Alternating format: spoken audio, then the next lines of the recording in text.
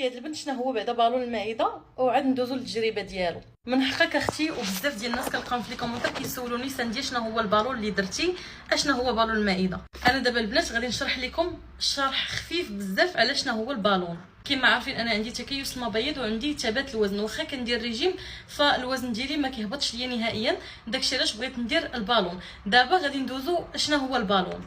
هانتوما البنات، بالنسبه للبالون ديال المعده هو ماشي عمليه نهائيا، واخا كيدار بالبنج ولكن ماشي عمليه، هو غير واحد الاجراء اللي كيكون على ايادي ديال الاطباء. كيديروا لك واحد البالون صغير ديال السيليكون، وكيكون معمر بواحد المحلول ملحي، كيدار لك في المعده ديالك وكيتخشى من الفم ديالك.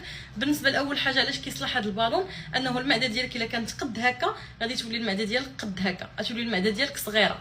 ثاني حاجه، في هذه الفتره اللي كتكوني انت دايره فيها البالون ديال 6 شهور، عرفي راسك انك غادي تولي تاكلي بالقياس، ماشي حيتاش انت بغيتي، لا، حيتاش هادشي مرغوم عليك، لانه المعده ديالك كتكون ما كتقبلش كميات كبيره ديال الماكله ولا كميات كبيره ديال السوائل. صافي كتولي كتاكلي بالقياس، وبهذا كتشوفي ان الوزن ديالك كيولي كيهبط تدريجيا.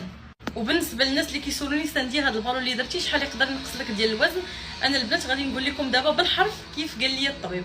قال لي الطبيب ان هذا البالون اللي درنا لك دابا في معدتك غادي ينقص لك من 10 حتى ل 15 كيلو، ولكن الا تبعتي الريجيم ديالك والسبور ديالك والحميه اللي غادي نعطيوك غادي تقدري طيحي حتى ل 30 كيلو. وانا هذا الشيء هذا هو اللي باغا نوصل ليه، 30 كيلو ان شاء الله.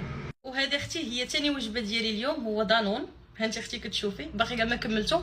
الا بغيتونا البنات ندير لكم فيديو واحد اخر نقول لكم الحميه اللي عطيني الطبيب واشنو كناكل في هذه الفتره اللي دايره فيها انا البالون، خليوها ليا في كومونتير.